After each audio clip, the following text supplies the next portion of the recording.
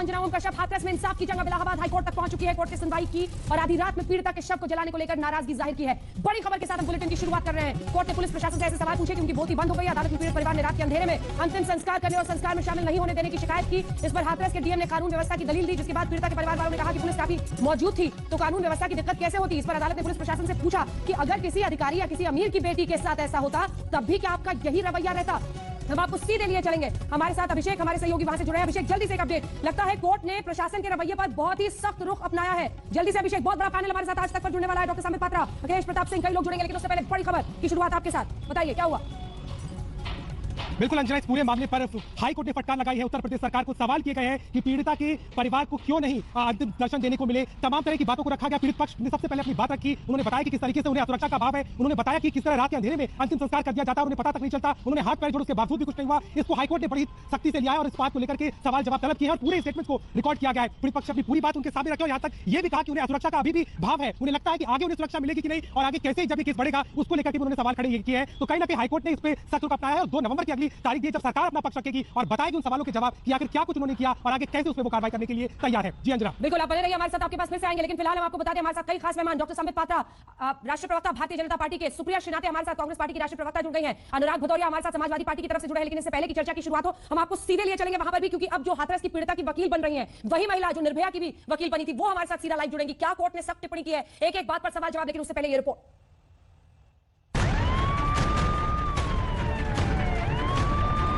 व्यवस्था आपको ले जाने के लिए क्या करना है, ये तो जाएंगे जब लगेगा तो पूरी तरह से व्यवस्था की ले जाने लाने के लिए।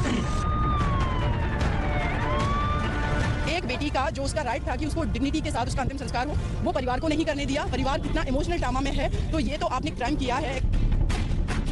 कोर्ट का कहना कि अगर इस पीड़ित परिवार की, गरीब परिवार की जगह क्या कोई बहुत ही रिच पर्सन होता तो इस तरीके से क्या आप जला देते।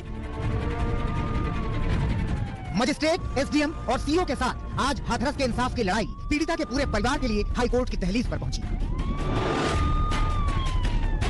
इलाहाबाद हाईकोर्ट के लखनऊ बेंच के सामने परिवार ने पुलिस प्रशासन के रवैये पर सवाल उठाए और आधी रात को बेटी का शव जलाने की शिकायत की। पीड़ित परिवार के आरोपों पर अदालत ने सूबे के आला अधिकारियों से सवाल दागे और उनके जवाब पर असंतोष जताया। राज्य जो एक्सक्यूज दे रहा है, लॉ एंड ऑर्डर का इशू था, बहुत सारे वीडियोस का पीड़ित परिवार की तरफ से कहा गया कि हमारे पास भी वीडियो हैं और राज्य कह रहा है कि वहां पर बहुत ज्यादा गैदरिंग थी, जबकि ऐसा नहीं था। हार्डली 50 से 60% थे। जब नाइट में अंतिम संस्कार किया गया, जो रिलेटिव्स थे उनके गांव के कुछ लोग थे, जबकि वहां पुलिस फोर्स बहुत ज्यादा थी, करीब 200 से 300 की संख्या थी। तो लॉ एंड ऑर्डर तो बिगड़ ही नहीं सकता था। पुलिस के पास आम से अपने तरीके, अपना मेथड है, वैसे वो वर्क करती, लेकिन एटलीस्ट उस बेटी को सुबह 5 बजे तक उसको अंतिम संस्कार नहीं किया जाता, परिवार को दिखाया जाता। अंतिम संस्कार के बारे में ही डिसीजन अभी होना है। हमने अपना पक्ष रखा है, पीड़ित पक्ष ने अपना पक्ष रखा है, सरकार ने अपना पक्ष रखा है। अब जो भी निर्णय आएगा उसके बाद अभी दोनों में। इधर हाथरस कांड में सीबीआई जांच की शुरुआत हुई है और उधर कोर्ट के हस्तक्षेप के साथ परिवार के लिए इंसाफ की आस जगी है। कोर्ट ने जिस हाथरस कांड को भयावह बताते हुए पीड़ित परिवार को सुरक्षा देने की बात की थी, वहीं आज पीड़िता का परिवार पहुंचा अपनी बात रखने। हाईकोर्ट में पीड़ित परिवार के 5 सदस्यों का बयान दर्ज हुआ, जिसमें पीड़िता की मां, पीड़िता के पिता, दोनों भाई और भाभी शामिल हैं। पीड़ित परिवार को रात में ही लखनऊ ले जाने का कार्यक्रम था, लेकिन परिवार ने रात में जाने से इनकार कर दिया। पहले भी परिवार हाईकोर्ट में पेशी पर अपनी सुरक्षा को खतरे की बात कह चुका है। पीड़ित का पूरा परिवार पेशी के लिए सुबह सुबह गांव से रवाना हुआ। हाईकोर्ट के मामले पर नजर है तो कदम कदम पर सुरक्षा के पुख्ता इंतजाम थे। मजिस्ट्रेट खुद परिवार को लेकर लखनऊ निकले। एसडीएम अंजलि गंगवार और सीओ भी साथ थे और साथ में था 6 गाड़ियों का लंबा चौड़ा काफिला। 2:30 बजे के आसपास कोर्ट में सुनवाई कर सकता है। हम आपको दिखाना चाहेंगे काफिला मिनट दर मिनट और जो पल पल लखनऊ की तरफ बढ़ता जा रहा है और ये काफिला है उसको पूरी मार्गों के साथ जा रहा है, जिसमें तमाम अधिकारी गण मौजूद हैं, जो कि यूपी पुलिस के अधिकारी हैं। इसके अलावा एसडीएम है, सीओ है और जो लोकल पुलिस है वो भी एस्कॉर्ट करने के लिए है। हमारे जो घटना हुआ है 29 तारीख को उसके बारे में सुनवाई हमारी उसके बारे में सुरक्षा व्यवस्था आपको ले जाने के लिए क्या करना है, ये तो जाएंगे जब लगेगा तो पूरी तरह से व्यवस्था की ले जाने लाने के लिए। इलाहाबाद हाईकोर्ट ने 1 अक्टूबर को हाथरस मामले पर खुद ही संज्ञान लिया था। कोर्ट ने पूरे अमले को तलब किया। इसमें अतिरिक्त मुख्य सचिव गृह DGP Hitesh Chandra Awasthi, ADG law and order Prashant Kumar के अलावा हाथरस के डीएम प्रवीण कुमार और एसपी रहे विक्रांत वीर शामिल हैं। यूपी पुलिस और प्रशासन को इस मामले में कई संगीन सवालों के जवाब देने हैं। जब परिवार अदालत को आप बीती बताएगा तो पुलिस प्रशासन से आधी रात को पीड़िता का शव जलाने की जल्दबाजी पर भी सवाल हो सकते हैं और ये भी कि परिवार को अभी तक अपनी सुरक्षा का भरोसा क्यों नहीं हो रहा। बताना ये जो 29 तारीख में घटना हुई उसके बारे में पूरी तरह से पूछताछ जो हमारे साथ हुई, जिस तरीके से आपकी बहन को पुलिस प्रशासन ने बिना उसके मतलब जला दिया, बिना दिखाया कि आपकी शायद वहां रखेंगे, पक्ष रखेंगे। जी हां, तैयारी है आप लोगों की, कोई जा रहे हो तो कोर्ट में अपनी बात कैसे हाथरस कांड में अदालत की इस पहल से घटना का सच सामने आने की उम्मीद बढ़ी है। एक तरफ तेज होती सीबीआई जांच, जिसमें गैंगरेप का मुकदमा दर्ज कर जांच शुरू हो चुकी है, तो दूसरी तरफ अदालत के दरवाजे पर पहुंचा है हाथरस का इंसाफ। 14 सितंबर की घटना का सच सामने आने वाला है। लखनऊ में कुमार अभिषेक के साथ आज तक ब्यूरो। निर्भया मामले में जो वकील थी सीमा कुशवाहा, वही यहाँ पर भी पीड़िता की वकील बन रही है, वो भी हमारे साथ सीधे जुड़ेंगे। लेकिन संबित जी, सबसे पहले आप ही के पास आते हुए, जो कोर्ट ने कहा है वही आपसे पूछती हूँ। कोर्ट ने कहा है किसी अमीर की बेटी होती, किसी बड़े अधिकारी की बेटी होती तो यूं चिता जला देते क्या? आधी रात में बोलती बंद हो गई थी प्रशासन की, पुलिस की। आप क्या कहिएगा इस पर? और राहुल गांधी कह रहे हैं अनैतिक सरकार ही है आपकी उत्तर प्रदेश में। देखिए अंजना जी, आपका प्रश्न वाजिब है और कोर्ट ने भी जो प्रश्न उठाए हैं वो भी वाजिब है। कोर्ट के हमेशा जिस प्रकार से कोर्ट का विषय रहता है, कोर्ट गरीबों के पक्ष को आगे बढ़ाना, कोर्ट न्याय के पक्ष को आगे बढ़ाना, ये काम हमेशा हिंदुस्तान में कोर्ट करती रही है। मैं इतना कहना चाहूंगा, आज 5 अधिकारी कोर्ट के परिसर में मौजूद थे, उत्तर प्रदेश की सरकार की ओर से परिवारजन भी मौजूद थे, दोनों के बीच में संवाद हुआ है। ये पूरा केस समग्रता में अब कोर्ट देख रही है। 2 नवंबर का अगला डेट है और मुझे लगता है हमें पूरे समग्रता के साथ जो एक वर्डिक्ट कोर्ट का आएगा उसका इंतजार करना चाहिए। हाँ, कोर्ट ने कुछ ऑब्जर्वेशंस जरूर किए हैं और मुझे लगता है कि मैंने भी शुरू में कहा है, पुलिस कर्मियों को संवेदनशीलता दिखाना यह अत्यंत अनिवार्य है। ये जो फोटो आप एक पुलिस कर्मी को मुस्कुराते हुए दिखा रही है, मैंने डे 1 में जब डिबेट में पार्टिसिपेट किया था, मैंने कहा था इस प्रकार की असंवेदनशीलता बिल्कुल नहीं चलने वाली है। जहां तक लॉ एंड ऑर्डर सिचुएशन का विषय है, आज भी कोर्ट में कहा गया उत्तर प्रदेश के अधिकारियों द्वारा कि देखिए ऐसी परिस्थिति में लॉ एंड ऑर्डर सिचुएशन बिगड़ सकता था। आप भी जानती हैं विगत दिनों में भी ऐसा केसेस बना है कि कई बार डेड बॉडी का इस्तेमाल करते हुए सड़क जाम इत्यादि करवाना, 2 गुटों के बीच में किस प्रकार से झड़प हो इसका षड्यंत्र रचना, और ये सब धीरे धीरे बातें अब सामने आ रही हैं, परत दर परत सामने आ रही हैं। ये सारी जिरह जो है कोर्ट में चल रहा है, कोर्ट सुनवाई कर रही है, प्रश्न कोर्ट ने पूछा है, इसका उत्तर उत्तर प्रदेश के अधिकारी दे रहे हैं। 2 नवंबर तक का इंतजार है, हम देखते हैं कोर्ट इस पर किस प्रकार का वर्डिक्ट आता है। मुझे लगता है उसके पश्चात ही मुझे फाइनल कमेंट देना चाहिए। सुप्रिया जी। अंजना जी, मैं सबसे पहले तो ये कहना चाहूंगी और पूरी आदर से मैं हाईकोर्ट के हस्तक्षेप का स्वागत करती हूँ। हमने पहले भी देखा है, चाहे वो कुलदीप सिंह सेंगर का मामला हो या चिन्मय आनंद का मामला, बिना हाईकोर्ट के हस्तक्षेप के उत्तर प्रदेश की सरकार ने कुछ नहीं किया था। उसके हस्तक्षेप के बाद ही उन्होंने कार्रवाई शुरू करी थी। ये मैटर ऑफ रिकॉर्ड है, इसमें मैं ज्यादा नहीं बोलना चाहूंगी। मैं भी चाहती हूँ कि जांच हो, निष्पक्ष जांच हो, सच सामने आए। लेकिन ये भी सच है कि संवेदनशीलता की तो तार कर दिया गया, पब्लिक गरिमा को तार कर दिया गया। मेरे 2 ही पॉइंट है और मैं ये आपके सामने रखना चाहती हूँ। मैं चाहती हूँ कि ये डिबेट का मुद्दा बने। उत्तर प्रदेश सरकार ने कहा सीबीआई की जांच होगी। सीबीआई की जांच की औपचारिक आधिकारिक सूचना जो थी वो 8 दिन बाद हुई। खैर, सीबीआई ने जांच शुरू करी। सीबीआई ने 48 घंटे पहले एक नामजद एफआईआर अपनी वेबसाइट पे डाली। 24 घंटे बाद वो एफआईआर वहां से हटा ली गई। आखिर हो क्या रहा है? मेरा पहला पॉइंट सिर्फ इसको लेकर है। मेरा दूसरा पॉइंट है कि एडीजी लॉ एंड ऑर्डर जो आले के महकमा के बहुत ऊंचे अधिकारी वो तो पहले दिन से ही तुल गए कहने के लिए कि रेप हुआ ही नहीं है, तो इन अधिकारियों से हम कोई आशा नहीं कर सकते। लेकिन हाँ, हम सामाजिक जीवन में रहने वाले लोग, चाहे संबित पात्रा जी हो, चाहे भदौरिया जी हो, चाहे मैं हूँ, हम खुद से संवेदनशीलता की आशंका करते हैं। और इसीलिए मैं पूछती हूँ कि रणजीत श्रीवास्तव जो भाजपा के नेता है या सुरेंद्र सिंह जो नेता है, जो कह रहे हैं कि लड़की बदचलन की, उन्होंने आवारा शब्द का इस्तेमाल किया है। उन्होंने कहा ये लड़कियां खेतों में क्यों मिलती है, गन्ने के खेतों में, ये धान के खेतों में क्यों नहीं मिलती? इनके खिलाफ क्या होगा मैं ये जानना चाहती हूँ। और ये राजनीतिक तौर पर मैं औरत होकर जानना चाहती हूँ, क्या इतनी भी इज्जत मरी हुई लड़की को, जिस लड़की की मृत्यु होगी उसको नहीं हम दे सकते? ये हमारा सभ्य समाज है, क्या उसके खिलाफ हमें नहीं देना चाहिए? मैं जवाब देता हूँ।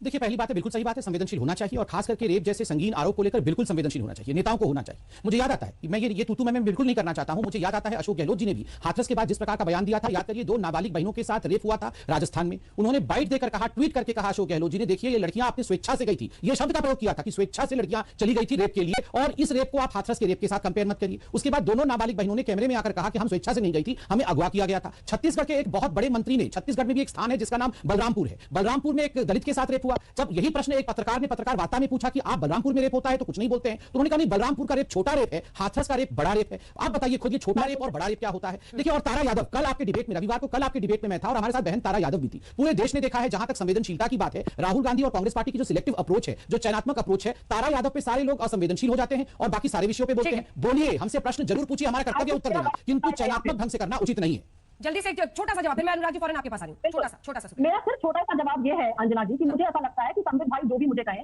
जैसे भी प्रश्न उठाएं, लेकिन वो ये जरूर सोचें कि जिस लड़की की रेप के बाद मृत्यु हो जाती है उसको ये कहना कि वो आवारा और बदचलन थी और ऐसी लड़कियां गन्ने के खेत में ही क्यों पाई जाती हैं, इसके खिलाफ क्या वो चुप रहेंगे? इसके खिलाफ क्या वो रेप वर्सेस रेप खेलेंगे? किस समाज की हम बात कर रहे हैं? ये हम कंफ्यूज कर रहे हैं, क्या बात करते हैं? ये अंजना जी, ये रेप वर्सेस रेप कौन खेल रहा है? मैंने अभी उदाहरण दिया, अशोक गहलोत जी और इनके जो मंत्री है छत्तीसगढ़ में, ये छोटा रेप, ये बड़ा रेप, और रेप कराने लड़की खुद गई थी, अपनी स्वेच्छा से गई थी। देखिए, मैं तो बीच में नहीं बोला, स्वेच्छा से गई थी। आपको ट्वीट दिखा सकती हैं, अशोक गहलोत ने 2 ट्वीट किए थे और कहा था लड़की स्वेच्छा से गई थी। लड़की ने कहा मैं स्वेच्छा से नहीं, हम दोनों बहनों को अगवा किया गया था। और यहाँ रेप वर्सेस रेप तो आप ही की सरकार कर रही है, राजस्थान की सरकार और छत्तीसगढ़ की सरकार कर रही है।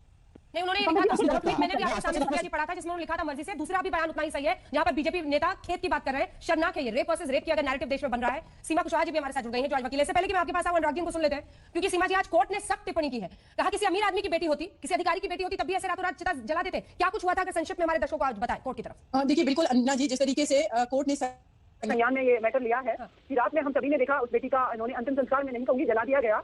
तो आज पीड़ित परिवार के सभी सदस्यों को कोर्ट ने बहुत ही अच्छे तरीके से सुना कि आपके साथ जो अन्याय हुआ है उसका हमें खेद है और आपको न्याय जरूर मिलेगा। राज्य सरकार से पूछा गया, जो भी उनके एडवोकेट थे उनसे, डीएम जो हाथरस हैं उनको भी अपील कोर्ट में प्रोड्यूस किया गया और उन्होंने अपना पक्ष रखा कि लॉ एंड ऑर्डर का फेलियर था, फेल हो सकता था, इसलिए हमने ये डिसीजन लिया नाइट में जलाने का। तो कोर्ट का स्ट्रिक्ट कहना था कि अगर आपका लॉ एंड ऑर्डर फेल होगा तो हमारे भारत के जो लोग हैं उनके बेसिक जो ह्यूमन राइट्स है, फंडामेंटल राइट है, उनका वायलेशन करेंगे। आप और ज्यादा फोर्स मंगा लेते, लॉ एंड ऑर्डर कैसे फेल हो सकता था? गैदरिंग पूछी कि नंबर ऑफ पीपल की गैदरिंग क्या थी, तो डीएम साहब का कहना है कि 2 से 400 पर्सन थे, जबकि 2 और 300% जो है वो ऑफिसर्स एंड पुलिस थी वहां पर, और करीब रिलेटिव जो थे 50 से 60% थे। ठीक है, तो ये तरीके से कोर्ट ने क्रॉस क्वेश्चन किया और ये लोग आंसर नहीं कर पाए, इसीलिए इन्होंने 2 नवंबर की डेट ली है। लेकिन साथ ही साथ एडीजे जो लॉ एंड ऑर्डर है प्रशांत जी, उनको भी कोर्ट ने कहा कि आप कैसा महसूस करोगे, आज जो बेटी के पिता है वो क्या महसूस करे अगर आपकी बेटी के साथ ऐसे अगर कुछ भी घटना हो और ऐसे अंतिम संस्कार किया जाए, तो हम कहाँ जी रहे हैं? कोर्ट का कहना है कि क्या कोर्ट ने ये एडीजी प्रशांत कुमार से सीधा पूछा कि अगर आपकी बेटी के साथ ऐसा कुछ हो और बेटी को ऐसे चलाए? जी, और साथ ही साथ देखिए एडीजी प्रशांत जी से कोर्ट ने ये भी पूछा कि आप 2013 में जो अमेंडमेंट किया गया है रेप लॉ में, आपको उसको स्टडी करना चाहिए। जिस तरीके का आप पब्लिक के सामने स्टेटमेंट दे रहे हैं कि सीमन नहीं पाया गया, इसलिए आपने डिक्लेयर कर दिया कि रेप नहीं हुआ। अगर पीड़िता की आप एफएसएल रिपोर्ट प्रॉपर्ली देख लीजिए, मेरे पास सारी रिपोर्ट्स हैं, आप पोस्टमार्टम रिपोर्ट देखिए, दोनों में डायग्नोज हुआ है कि उस बच्ची के साथ रेप किया गया है, और आप आकर के पब्लिक में ऐसे स्टेटमेंट दे रहे हैं। तो बहुत अच्छे से कोर्ट ने इस मैटर को संज्ञान लिया है, और मुझे लगता है अंजना जी, मेरा अपना जो ओपिनियन है कि कोर्ट बहुत ही सख्त उनका रवैया था, कि उनका कहना था कि हमारे कंट्री के अंदर एक जो आखिरी व्यक्ति जिसको हम कहते हैं उसके भी राइट को हम प्रोटेक्ट करेंगे, और जो इस देश में रूल रेगुलेशन करे उनको भी प्रोटेक्ट करेंगे, मशीनरी प्रॉपर तरीके से फंक्शन करे राइट को प्रोटेक्ट करने के लिए, ना कि इस तरीके की नेग्लिजेंसी दिखाई कि एक बेटी के बेसिक ह्यूमन राइट्स का आप वायलेशन कर रहे हैं। और इवन की बहुत सारे संस्कार होते हैं, हम सभी देखते हैं कि जब हमारी कंट्री के लोग जो बड़े लोग होते हैं उनको प्रॉपर तरीके से जितना हो सकता है अच्छे तरीके से संस्कार दिया जाता है सम्मानपूर्वक, लेकिन वो गरीब परिवार की बेटी है तो रात में आप केरोसिन डाल करके उसकी डेड बॉडी को जलाएंगे, ये एक्सेप्टेबल है क्या? हमारा संविधान कहाँ है? उसके बेसिक जो फंडामेंटल्स है वो कहाँ है? हमारी फ्रेमवर्क की हम सोशल जस्टिस करेंगे, ये तो डिस्क्रिमिनेटरी सिस्टम आपने बना रखा है कि एक लोगों को प्रोटेक्ट करने के लिए उनके सिस्टम को आप जस्टिफाई करते हैं, और उनके साथ में आप सिक्योरिटी का काम करते हैं, उनके घर पर पहरेदारी करते हैं, और ये सारा पॉलिटिशियन है इन सबका। लेकिन एक आम नागरिक, उसका भी एक वोट का अधिकार है, हमारा कॉन्स्टिट्यूशन उसको भी वो अधिकार देता है, लेकिन आप ये सिस्टम उसके राइट का वायलेशन कर रहा है। तो ये तो मेरा मानना है कि नेग्लिजेंसी नहीं, ये क्राइम है, और इस पर माननीय कोर्ट जो है मुझे लगता है कि स्ट्रिक्ट एक्शन लेगा। ठीक है सीमा जी, एक आखिरी सवाल, मुझे पता है आज का दिन बहुत मुश्किल भरा और हेक्टिक रहा होगा आपके लिए। आपने एक बात बताई कि कोर्ट ने किन बातों पर आपत्ति जाहिर की। क्या आज सिर्फ उस रात चिता जलाने को लेकर पर क्रॉस क्वेश्चनिंग एडमिनिस्ट्रेशन से किया गया? क्या सुरक्षा पर भी सवाल पूछे गए? क्योंकि जो पीड़िता का परिवार है वो बार-बार अपनी सुरक्षा को खतरा बता रहा है। दूसरी बात, जो 14 सितंबर की घटना थी, क्या उस घटना पर भी कुछ सवाल जवाब कोर्ट की तरफ से हुआ? क्या पीड़ित के परिवार से भी कुछ सवाल जवाब किए गए?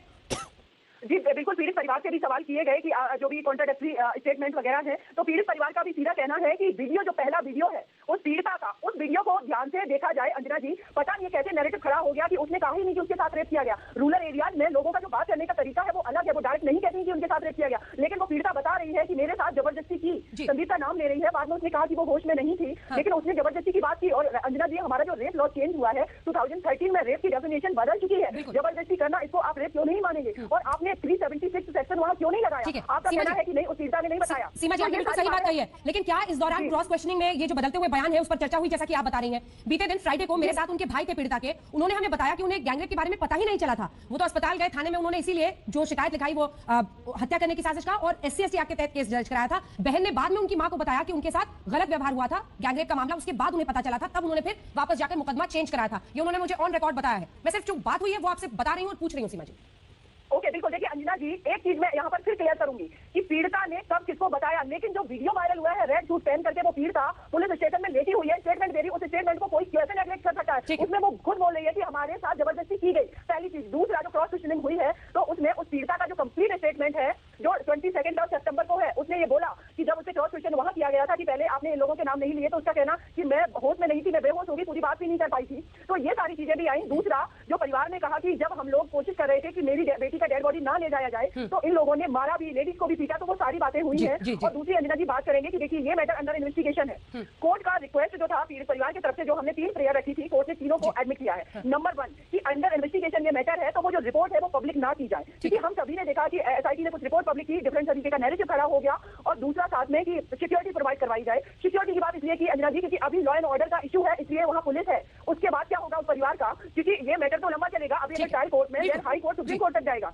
तो इसलिए उन्होंने सिक्योर। तीसरा जो है कि केस को ट्रांसफर करने की प्रेयर थी, तो अभी वो कोर्ट का भी कहना है कि अंडर इन्वेस्टिगेशन है, इन्वेस्टिगेशन कंप्लीट होगा, देन इस चीज पर भी हम पूरा आपकी बात को कंसीडर करते हैं कि ये मैटर ट्रांसफर किया जाएगा। जी धन्यवाद आपका हमारे साथ जुड़ने के लिए। सुबह जी जल्दी से आप बने रहिए अगर पॉसिबल हो आपके लिए तो। सुबह खान, क्योंकि आप भी खुद एक लॉयर हैं, जो तमाम बातें वो कह रही हैं, जिस तरह से कोर्ट में आज पक्ष, कोर्ट ने बहुत सख्त रुख अपनाया है कि एडमिनिस्ट्रेशन इस तरह से नहीं करता अगर किसी बड़े आदमी की बेटी होती है, और ये सवाल वाजिब है जिस तरह का व्यवहार हुआ, हर कदम पर लिपापोती हुई।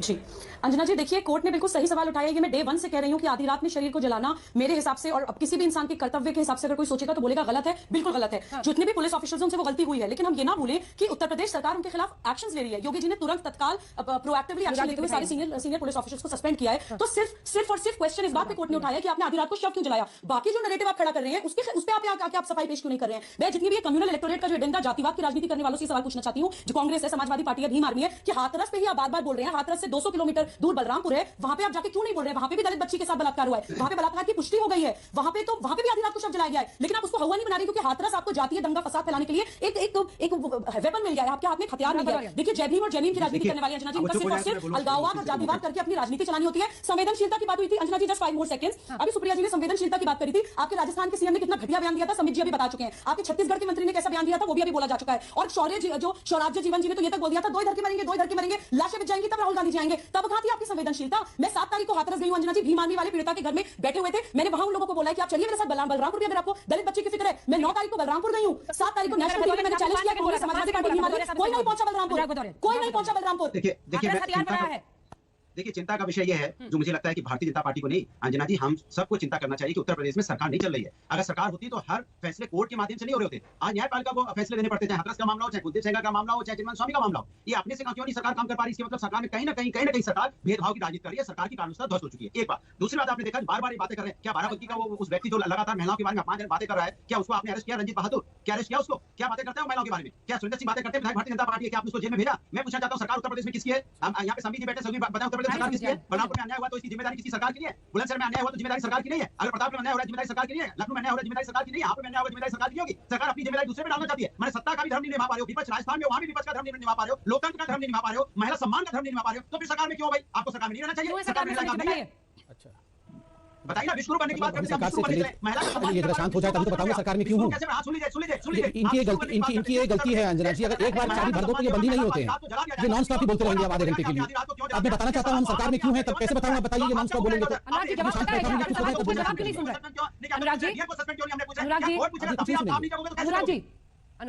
नहीं सुनेंगे। जवाब दीजिए। क्यों सुनेंगे आप? झूठ बोलोगे आकर के। देखो फिर शुरू हो गया, फिर शुरू हो गया। देखिए अंजना जी ने कहा आप सरकार, इनका प्रश्न था कि आप सरकार में क्यों? मतलब अंजना जी हम सरकार से चले जाएं और सरकार की चाबी उनको सौंप दे, जिनके मुखिया कहते थे रेप क्या होता है, लड़कों से गलती हो जाती है, छोटी मोटी गलतियां फांसी चला दोगे, लड़कों को फांसी चला दोगे क्या रेप करने के लिए? याद करिए तीन लड़कों को फांसी की सजा हुई थी बंबई मिल में लड़की के साथ रेप करने के लिए। तो इनके नेताजी ने कहा था लड़के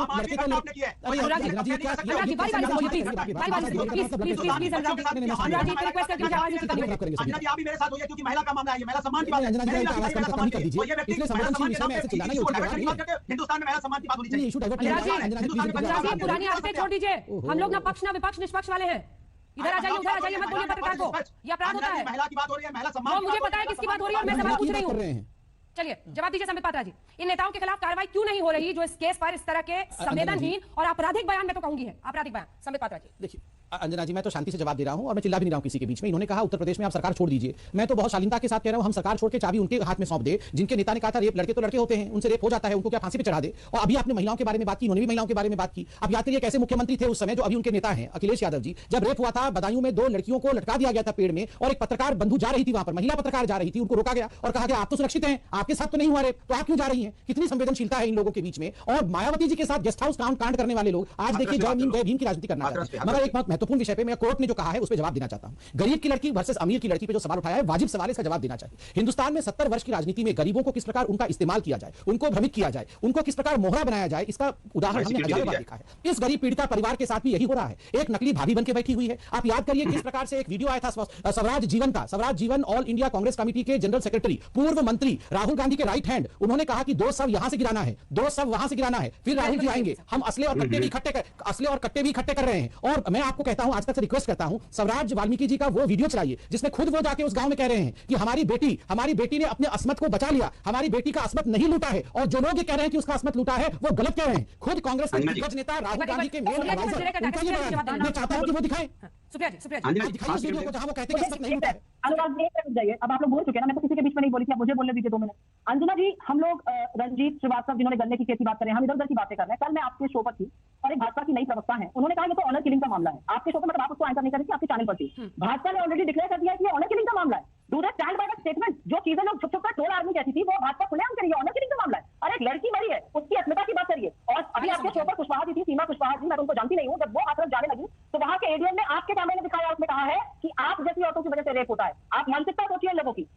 बता दूं कि जो लोग बड़ी बड़ी बातें कर रहे हैं यहाँ पर कि त्वरित कार्यवाही हुई, एसआईटी का गठन किया योगी जी ने। ऐसी 60 एसआईटी है उत्तर प्रदेश में जिसका कोई अभी तक कुछ नहीं आया है। और फास्ट ट्रैक कोर्ट की बात है तो 2011 का चिन्मयानंद केस क्यों चल रहा है, उसको फास्ट ट्रैक कोर्ट में करिए, उसका निष्कर्ष निकालिए।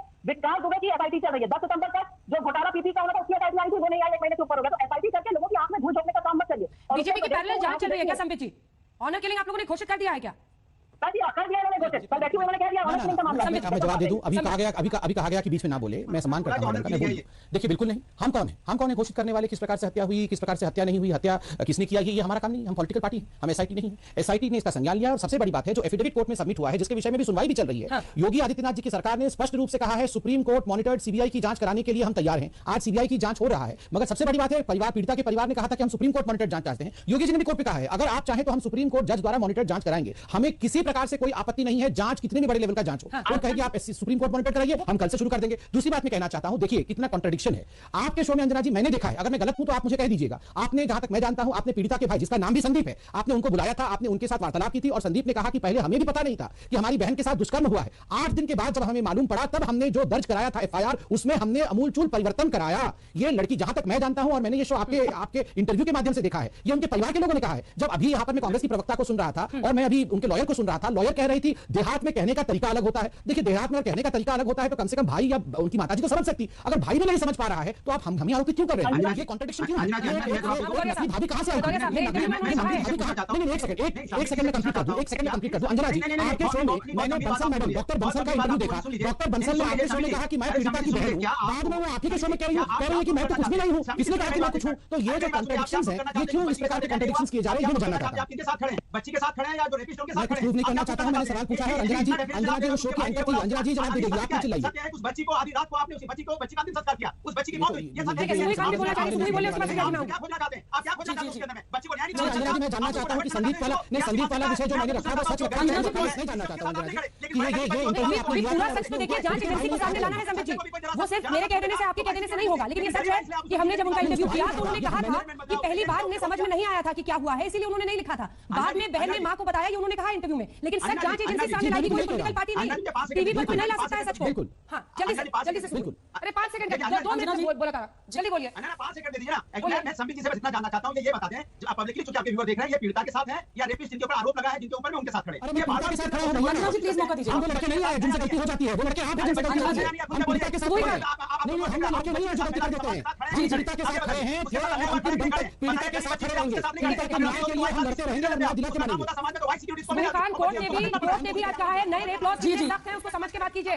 कोर्ट ने भी आज कहा है। अगर हम लोग रोड पे नहीं होते तो हमने सीबीआई को करवा देना एसआईटी को। एग्जैक्टली अंजना जी ये चिल्लाना बंद करें तो मैं एक बहुत इंपॉर्टेंट बात बोलना चाहती हूँ। ये इस तरह से डिबेट करते हैं, this is not a way to debate. इनको बोलिए प्लीज शांति से सुन ले। जी अनुराग जी पीड़िता के साथ तो सब खड़े हैं क्योंकि बलात्कार हुआ या नहीं हुआ, लेकिन वो बच्ची बहुत बेदर्दी से मारी गई है। वो सच जनता के सामने, देश के सामने आना जरूरी है। बलात्कारी आप कैसे घोषित कर रहे हैं? एक तरफ बोल रहे हैं अंडर इन्वेस्टिगेशन है, एक तरफ आप रेपिस्ट बोल रहे हैं। आप ये भी नहीं जानते कि जब तक नहीं हो जाता, जब तक ट्रायल नहीं हो जाता, जजमेंट नहीं हो जाता, जांच करने वाले आप रेपिस्ट घोषित कर रहे हैं।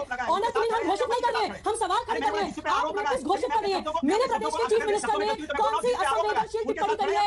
एक स्टेटमेंट आप मुझे योगी जी के बता दीजिए जो उन्होंने इनसेंसिटिव बोली हो। हम आपको लिस्ट से बता रहे हैं, आप लोग कैसे नैरेटिव सेट करने की कोशिश कर रहे हैं। अगर बच्ची आपके लिए जरूरी है, बलरामपुर क्यों नहीं आए? जवाब दीजिए मुझे। बलरामपुर की बच्ची गलत नहीं है, बलरामपुर की बच्ची का बलात्कार नहीं हुआ क्योंकि उसके बलात्कारी, उसके आरोपी मुसलमान हैं। आप उनके खिलाफ बोलने की हिम्मत नहीं कर सकते क्योंकि वो आपका वोट देंगे। चलिए बताइए, चलिए बलरामपुर झंडा कब से लगाएंगे दलित बच्ची को बचाने का? गोलियां बंद हो रहा है, मत किया करिए।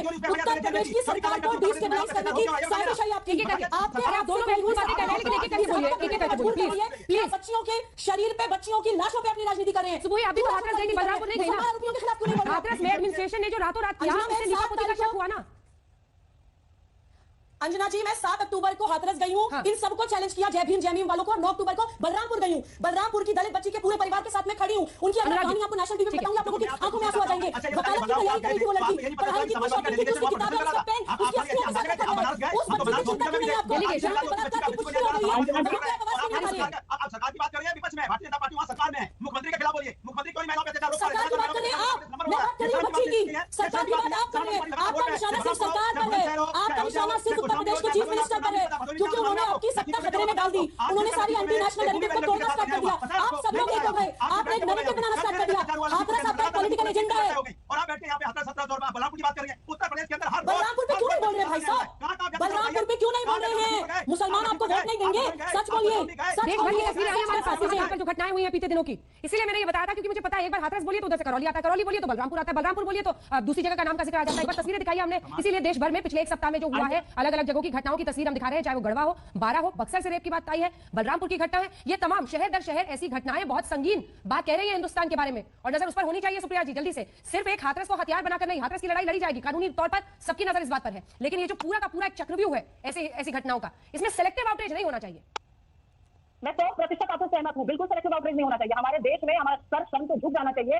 कल गर्ल्स डे था, हर 16वें मिनट पर एक रेप होता है और रेप करने वाला हिंदू मुसलमान नहीं होता है, वो दरिंदा होता है। ये याद रखे सब कोई जो यहाँ पे बात कर रहा है। मैं सिर्फ ये कहूंगी, रेप या कोई भी अपराध जो महिला के खिलाफ होता है वो क्राइम है। क्रिमिनल नेग्लिजेंस जो होती है उस पर समस्या है और उस समस्या का समाधान तब होगा जब मुख्यमंत्री जी ने 15 दिन पहले चुप्पी तोड़ी होती, जब एडीजी लॉ एंड ऑर्डर ने 30 साल पहले वाला लॉ नहीं कोट किया होता है कि सीमन तो मिला नहीं तो रेप नहीं हुआ। अरे आईपीसी की 375 धारा का संशोधन हो चुका है, सुप्रीम कोर्ट ने अपना वर्डिक्ट दे दिया है और इनको पता भी नहीं है कि पेनिट्रेशन की कोशिश करना भी रेप होता है। और ये आके लड़कियों के सम्मान की बात करते हैं प्रशांत कुमार जी, इनको तो योगी सरकार को तुरंत बर्खास्त करना चाहिए था। ये कैसे बने हुए? आपने डीवाईएसपी रैंक के ऑफिसर को निलंबित किया, बर्खास्त आपके एडीजी लॉ एंड ऑर्डर को होना चाहिए था। इन्होंने पहले दिन ही घोषित कर दिया जिस दिन लड़की की मृत्यु हुई, मुझे याद है आपको कभी इंटरव्यू में लाके कहा जी रेप तो हुआ ही नहीं क्योंकि सीमन तो मिला ही नहीं। ये कौन से लॉ एंड ऑर्डर की बात कर रहे हैं? और हिंदू मुसलमान करेंगे आप? समिति जवाब दीजिए, समिति जवाब दीजिए, एक के बाद एक होती हुई। देखिए कानून का एक बाल टूटता है समिति, मैं इसको बड़े परिदृश्य में रख रही हूँ। मैं सिर्फ इसको हाथरस या फिर मैं आप ही के पास आ रही हूँ, सिर्फ हाथरस या फिर राजस्थान के बारह की घटना या बक्सर में आपको पता है सर क्या हुआ है? एक महिला के साथ गैंग रेप, उसके बाद दोनों को, उस बच्चे को जो 5 साल का उनका बच्चा था और महिला को नाले में फेंक दिया गया, बच्चे की मौत हो गई है। कानून का एक बाल खत्म हो रहा है, सत्ता पुलिस का एडमिनिस्ट्रेशन का चरित्र ही हो रहा है लीपापोती, इसीलिए बेखौफ होकर क्रिमिनल्स ऐसे वारदातों को अंजाम दे रहे हैं। संबित जी देखिए अंजना जी, मैं बिल्कुल स्पष्टता के साथ कह दूं, अभी कांग्रेस के प्रवक्ता ने कहा कि ये कैसी संवेदनशीलता है, एडीजे कानून को तुरंत निकाल बाहर करना चाहिए क्योंकि उन्होंने रेप के विषय में टिप्पणी की कि रेप नहीं हुआ है, जबकि पेनिट्रेशन की कोई आवश्यकता नहीं है नए परिभाषा के अनुसार। मैं सहमत हूं कि नया परिभाषा भी है, आज कोर्ट ने भी कहा है। एडीजे ने एक एफएसएल रिपोर्ट के विषय में कहा था। मैं कह रहा हूं आप एडीजे के लिए कानून पढ़ाती हैं, मगर जब अशोक गहलोत जी वो नहीं जानते हैं कि रेप अगर 2 नाबालिग बच्चियों के साथ हुआ है तो रेप मर्जी से नहीं होता। मर्जी शब्द का मैं आपके बीच में नहीं बोला था मैडम। अशोक गहलोत जी ने कहा बच्चियों ने मर्जी से रेप कराया। ये क्या मर्जी से रेप क्या होता है? अपनी मर्जी से रेप क्या होता है ये बताइए, ये कौन से डेफिनेशन में रखा हुआ है? आप अगर एडीजे का रेजिग्नेशन चाहते हैं, आप बताइए आप अशोक गहलोत जी का रेजिग्नेशन चाहते हैं या नहीं चाहते? उनकी संवेदनहीनता है या नहीं है? और दूसरी बात मैं बता दूं, ठीक है आप बतौर एंकर मुझसे सवाल पूछ सकती है, मगर मैं ये बताना चाहूंगा कि एनसीआरबी का डाटा देखिए, सर्वाधिक रेप करके मुझे बोलते हुए बहुत खराब लग रहा है कि ये डाटा कंपैरिजन में कर रहा हूं, मगर ये कांग्रेस के चयनात्मक राजनीति को बंद करने की आवश्यकता है कि सर्वाधिक अगर कानून व्यवस्था कहीं ठीक होने की आवश्यकता है तो राजस्थान में, उत्तर प्रदेश में दूसरे नंबर पर यूपी है, ये भी मेंशन कर दीजिए संबित जी साथ में। दूसरे नंबर पर यूपी है, पहले पर राजस्थान है लेकिन दूसरे नंबर पर यूपी है। बहरहाल परिस्थितियां कैसी है पूरे देश में, एक के बाद एक ऐसी घटनाएं सवाल खड़े कर रही हैं और वही सवाल हम पूछ रहे हैं। एक ब्रेक के लिए हम प्रयास तक खबरों का सिलसिला जारी है, देख रहे हैं।